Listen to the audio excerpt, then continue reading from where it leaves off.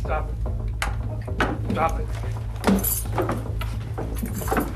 Guilty of the crime of conspiracy to commit murder.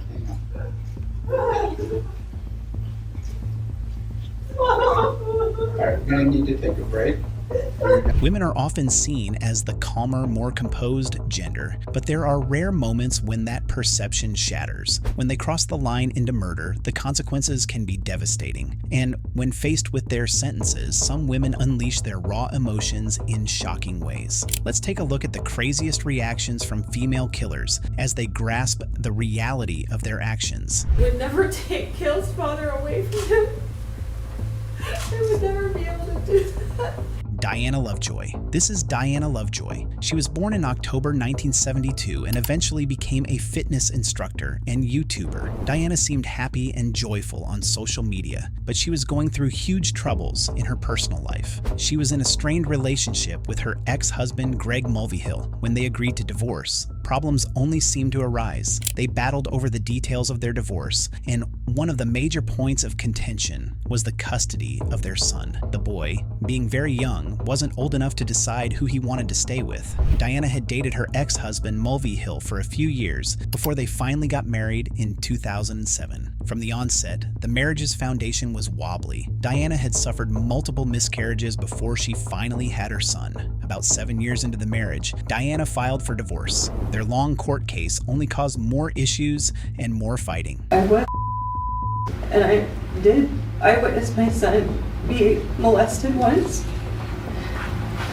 And I did take all the steps I possibly could to ameliorate that situation. The custody battle for their then 3-year-old son was a roller coaster, swinging from Diana having full custody to her having shared custody. One crazy thing that likely angered her was the fact that she was ordered to pay her ex-husband $120,000 simply because she kept their family house in California. To Diana, paying that sum was worth it as long as she would get to have full custody of her son. However, soon anger began to consume her as the thought of killing her husband crept into her mind. This led to her sinister plan to murder her ex-husband. On September 4th, 2016, Mulvihill received a call from an imposter pretending to be a private investigator. This imposter threatened him with alleged evidence of his mistreatment towards his wife, claiming he would release it in court. Panicked, Mulvihill tried to reason with the private investigator. Eventually, the imposter and Mulvihill decided to meet at a remote location next to Rancho Santa Fe. Although suspicious, Mulvihill went to the location with his friend Jason, and they arrived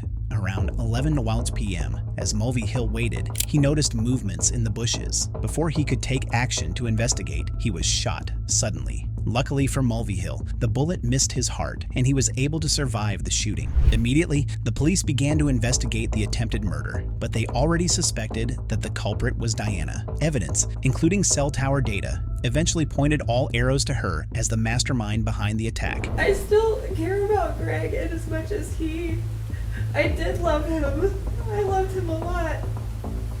And I really cared about him, and I still care about Greg. The shooter was identified as a former Marine and also Diana's accomplice and lover, Don McDavid. As the investigation continued, they found the AR-15 he used to take the shot, which was located in his garage. After both Diana and McDavid were arrested, McDavid revealed that Diana had paid him $2,000 to assassinate her ex-husband. During a court hearing, Lovejoy claimed that Mulvihill had assaulted both her and her son in the past, leading her to take drastic actions. However, the prosecutor's jury and judge found her claims to be baseless. Footage showed Diana walking out of a store where she purchased the burner phone she used to communicate with McDavid. Finally, on November 13, 2016, a jury found Diana and McDavid guilty of attempted murder and conspiracy to commit murder. Video footage in the courtroom captured Diana's reaction when her sentence was announced. Lovejoy, who was sitting down and listening closely beside her attorney, immediately slumped to the ground as if an off switch had been activated within her. Court officers quickly attended to her, laying her on the floor and calling an ambulance. When the ambulance arrived, she was rushed to the hospital, where it was confirmed that she had simply fainted. In December, she was sentenced to 26 years in prison, while McDavid received a 50-year sentence for allowing himself to be used and for pulling the trigger. The people of the state of California. Plaintiff versus Weldon K. McDavid, defendant. McDavid. guilty of the crime of conspiracy to commit murder. All right, we're gonna need to take a break. If you think Diana was bad, this next criminal would leave you lost for words.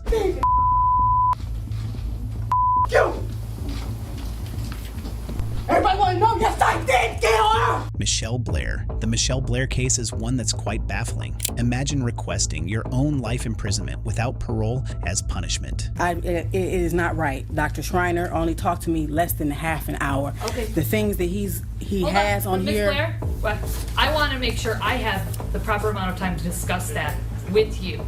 So we're going to do it Monday morning. But this raises the question, what happened? Michelle's eerie story begins on August 12th, 2012. She came home to a shocking sight, one that no parent should ever catch their child doing. She caught her youngest son simulating acts with a doll. When she questioned him, asking why he was doing something so unclean, he confessed that his older brother Stephen had been assaulting him. This revelation didn't sit well with Michelle, as she herself was a victim of assault, which only fueled her anger. Immediately, she shouted out for Stephen and began questioning him. While trying to get answers about what led to such thoughts in his head, she had already mistakenly taken his life, suffocating him to death. To make the situation even more disturbing, she poured hot water on his private parts. Once she inspected and confirmed he was dead, she packed his body and put it into a deep freezer. About 9 months later, something similar happened again. Her older daughter, Stoney, was molesting her son, Matthew, so she did almost the exact same thing she had done to Stephen. The only difference was that she starved and suffocated Stoney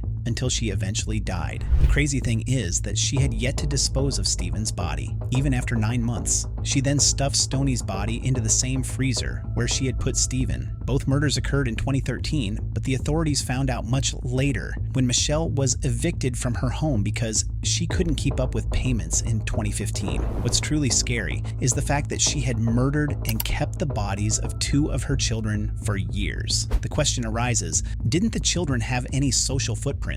Or were they just generally unpopular? The most unsettling aspect of Michelle is her unremorseful attitude. During the court hearing, she blamed the fathers of the children for never showing up. She even maintained a holier-than-thou attitude, claiming that killing them was the right thing to do. In an interview she had with True Crime Daily, she restated that she would think twice about killing them again if she ever had the opportunity. Yes, their actions were disgusting, but were those actions worth the price of their lives? Really think I was about to turn myself in because of her? Hell no. No. No. And you feel no remorse for that? I would kill him again. It's just disheartening that a mother could kill her child without being remorseful. This next criminal performed similar murder techniques. Stop. Stop it.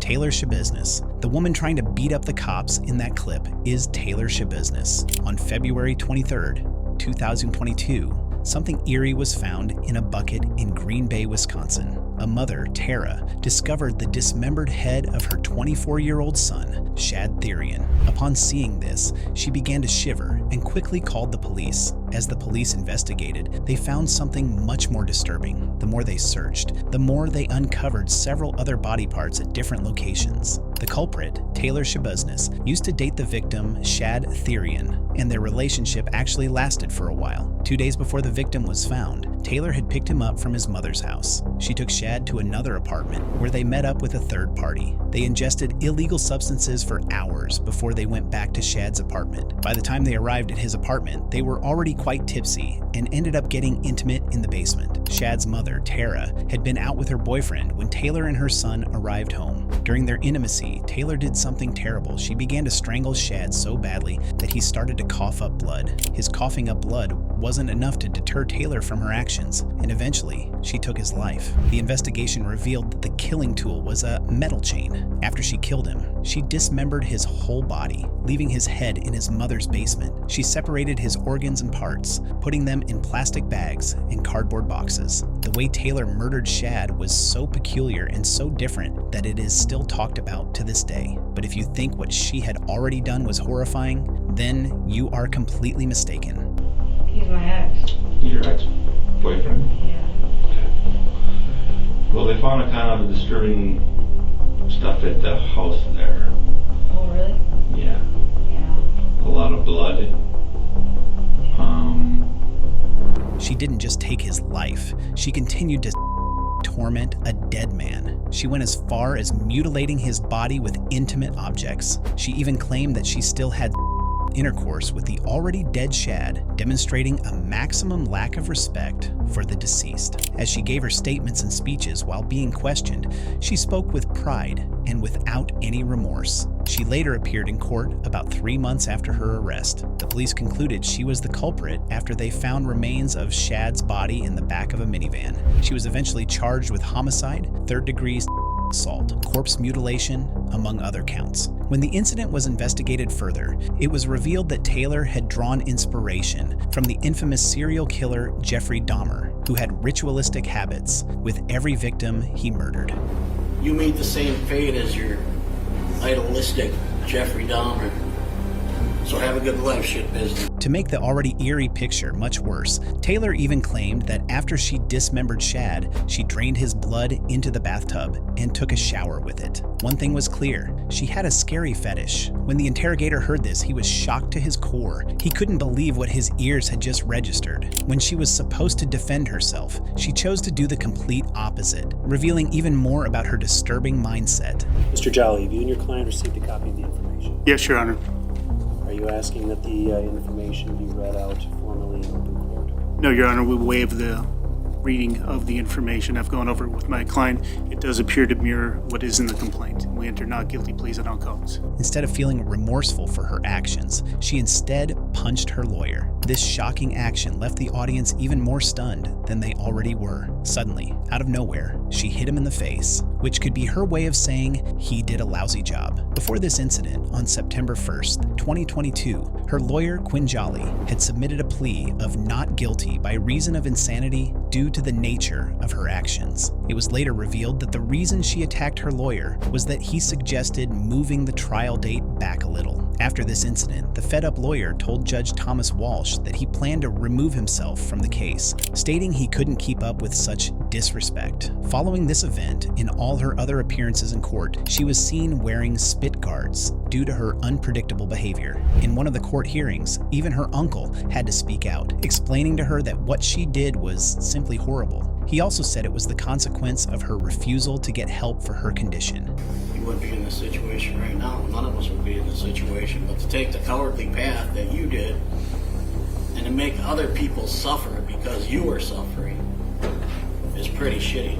Despite the victim's father forgiving her in open court, she still showed no remorse for her crime and was caught smirking on multiple occasions. Judge Walsh didn't like this at all. He even made a statement saying that what she did offended human decency. The jury took a mere 30 minutes to decide their verdict, and they found her guilty of all charges. Although her new lawyer insisted on a plea of not guilty by reason of insanity, the jury believed her actions were planned and premeditated. As a result, she was sentenced to life imprisonment without the option of parole ever. This decision reflected the gravity of her crime and the impact it had on everyone involved. This may be crazy, but the next criminal was simply trying to make ends meet. Or so we thought. I'm going to adjudicate you guilty of all three offenses.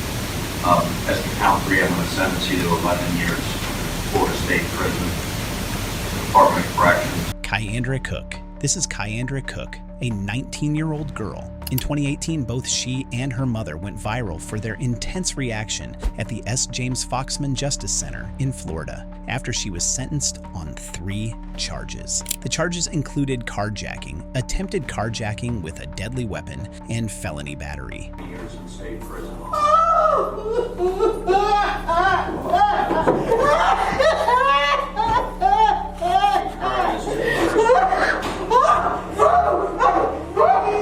In March 2017, Cook allegedly used a dating app to lure Emmanuel Purcell to South Daytona. Her only reason for doing this was to steal his car. As soon as he arrived, Ms. Cook and her boyfriend Kendrick attempted to steal his vehicle. While Purcell was struggling to keep both his car and his life, he was shot by Kendrick. Thankfully for Purcell, the shot missed vital areas, meaning he was in the clear. The defense team suggested to Ms. Cook's mother that she convince her daughter to take a plea deal presented by the prosecutors, which would allow her to completely avoid jail time. However, her attorneys misled her, as such a deal did not actually exist. Ms. Cook pleaded with the judge, explaining what her attorney had done. Thankfully, Judge Foxman allowed the prosecutors to offer her a new plea deal. During her hearing, she showed remorse, apologizing to both Purcell, the victim, and his family members for the events that had taken place. The agreement for the new plea resulted in a reduction of Cook's sentence to only about 10.5 years, which was significantly better than what she had initially been ordered to serve. As the hearing concluded, Judge Foxman stated, "I believe you have good in you. I believe you have potential in you." This verdict reads, we the jury find the defendant guilty of second-degree murder as included in count 1.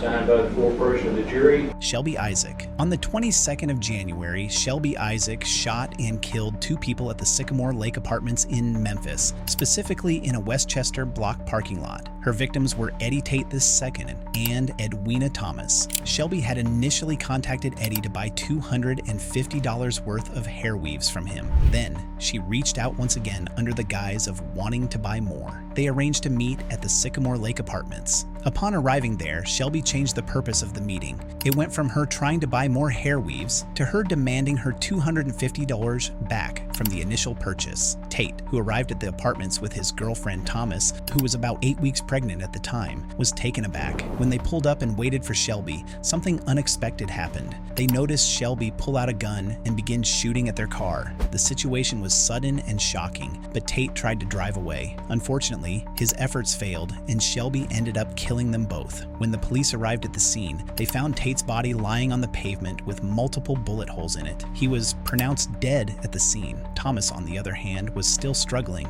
hanging on by the thinnest thread of life. She was quickly rushed to the hospital, but it was too late. Neither she nor her unborn baby could survive the injuries sustained in the attack. In this case, it does not lead you to Shelby Isaac. After some witnesses spoke out, Isaac was eventually found and arrested. Though Isaac's defense claimed she was innocent due to a lack of actual evidence tying her to the scene, co-defendant Victoria C.A. placed Shelby at the crime scene. According to Victoria's testimony, she had driven Shelby Isaac to the apartments earlier that day. She also said she noticed Shelby get out of a car to approach Tate's vehicle. Victoria stated that she saw Shelby carrying a black gun and ran away immediately after she heard the sound of the first shot. Once Shelby was done with what she had planned, she called Victoria to pick her up. Victoria further explained that she got curious and asked Shelby what had happened at the apartments. Shelby then confessed her crimes to her. Shelby's lawyer tried to brush off the allegations due to Victoria's inconsistencies. In her testimony, she claimed to have taken Shelby there, but later in the same testimony, she claimed to have seen Shelby coming out of another car. Disregarding Victoria's statement, the police later found DNA evidence that linked Shelby perfectly to the crime scene. Not only did they find DNA, but they also discovered Shelby's fingerprints on a receipt in Tate's car. People who saw Shelby exit the apartment said she had blood on her clothes and a lot of cash in her hands. After the murder, Tate and Edwina's family pleaded for justice to be served. Eventually, Isaac was charged with 2 counts of second-degree murder, 1 count of reckless homicide, and 1 count of criminally negligent homicide of the unborn baby. During her sentencing hearing in November 2016, Shelby simply bowed her head as she listened to the judge read his verdict in the courtroom. Soon, it was noticed that she had collapsed. While she was being carried out of the courtroom, she suddenly began screaming, shouting, and crying for her mother. The jurors felt empathy for her, but they knew she was indeed guilty. They simply covered their faces and looked away. Later, on the 19th of November 2017, she was sentenced to 30 years in prison. You will have an effective sentence of life imprisonment. Vonda Smith. Unlike most other females on our list today, Vonda Smith, a retired employee of the Laughlin Memorial Hospital, was all smiles and jokes. She even hugged her attorney, Gene Smith, thanking him for his help. She did all of this before her final sentencing at the Greene County Criminal Court in May 2018. However, by the time Judge John F. Duggar Jr. read out his verdict, Vonda's attitude took a complete 180. Someone who had been so happy began to cry. She was found guilty of one count of first-degree murder of Jessie Nicole Morrison, a 21-year-old pregnant woman whom she killed in August 2016. Vonda didn't just kill one individual. She also killed Jessie's unborn child and was found guilty of second-degree murder for the unborn baby. Vonda's defense attorneys knew one thing. She was in serious trouble, so they did the only thing they could possibly do. They pleaded with the judge to show her some mercy. The judge did the exact opposite. His sentence showed no sign of compassion. He sentenced her to life in prison for the first-degree murder of Jessie Nicole Morrison and also gave her the maximum sentence for the second-degree murder of Jessie's unborn child. Both sentences were to be served concurrently. The motive behind this murder was not clearly stated, and investigators believed there might be a possible accomplice. However, the prosecutors maintained that Vonda was the main person responsible for the murder. The main reason for the crime was that before Nicole was killed in 2016, she had briefly dated Vonda's son and had given birth to a son for him. The prosecutors indicated that Smith had an obsessive relationship with her grandson and would do anything to stay in contact with him. Although the prosecutors did not reveal whether Vonda was denied access to meet her grandson, that should not warrant Vonda to kill Jessie. Allegedly, a confrontation occurred between both women on August 12, 2016, during which Smith murdered Jessie after injuring her in multiple places. The investigators knew this because of reports from eyewitnesses and forensic analysis carried out on Jessie's corpse. The analysis showed that Jessie had suffered several bruises and skull fractures while trying to fight off her attacker. But Jessie, being pregnant at that time, meant she should have taken extra care so she wouldn't lose the child. Jessie's story creates an image about the cruelty of man. This next clip, though, the driver made a huge costly mistake. Mentally and emotionally.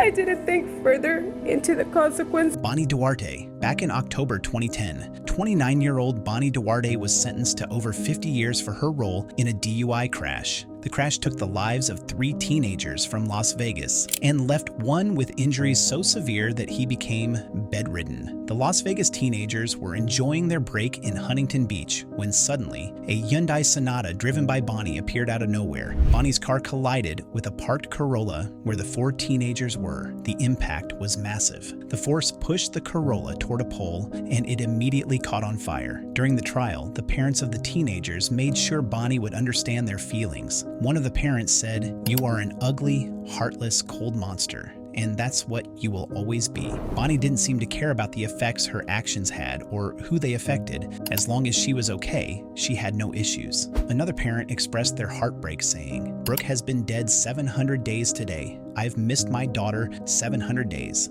Finally, when the judge read her 50-year sentence for her crime, she broke down in tears and begged the families for their forgiveness. Mentally and emotionally.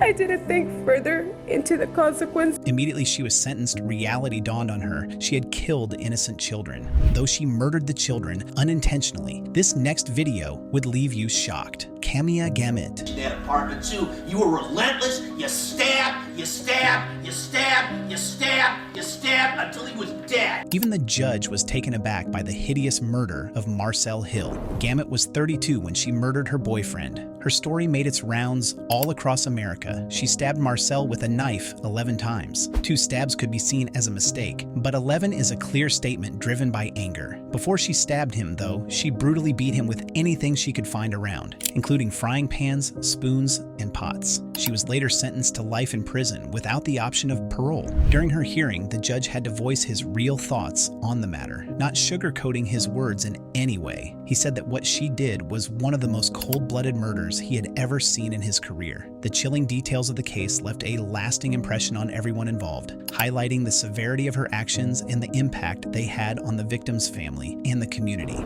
Gamet, on the other hand, refused to admit guilt, claiming that all she did was act in self-defense and that the charges against her were false. If she had evidence to back her claim, maybe she would have garnered more supporters. There were no physical signs of abuse or struggle on her body, while Marcel's body was filled with bruises and cuts. Gamet was so confident in her stance that even while Marcel's aunt was speaking, she interrupted her. This behavior only added to the perception that she was not taking the situation seriously, further alienating those who might have sympathized with her. The contrast between her claims and the evidence presented created a tense atmosphere in the courtroom. Is that it?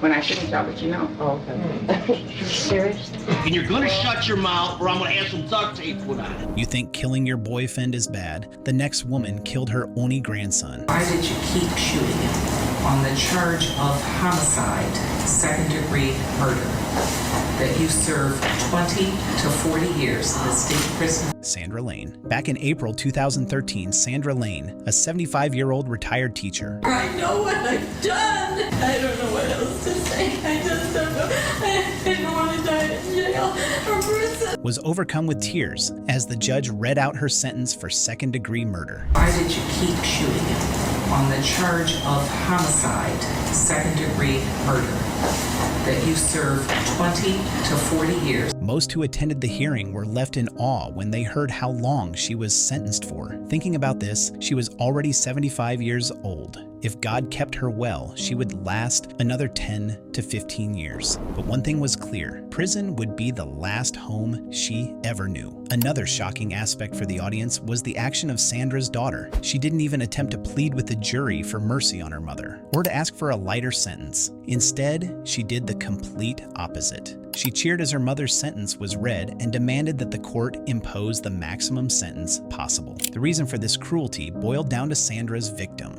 Sandra Lane shot a young teen, 17-year-old Jonathan Hoffman, who was the son of Jennifer Hoffman, Sandra's daughter. Yes, she indeed killed her own grandchild. According to several reports, Jonathan had been living with his grandmother since 2011 when his parents, Jennifer and Michael Hoffman, were in the process of finalizing their divorce. When questioned by the police, Sandra stated she was concerned about Jonathan's drug abuse and his choice of friends. This was not an unusual situation, as he was simply acting out due to his parents' divorce. Around 2012, the police received a disturbing call about happenings in Sandra's home. However, they waved it off as something insignificant, calling it a minor dispute between family members. Still, in that same month, Jonathan was pulled over and warned by the police for possession of marijuana and drugs. He later received a 93-day extended sentence and was placed on 12 months of probation. According to Sandra, Jonathan was enraged after he tested positive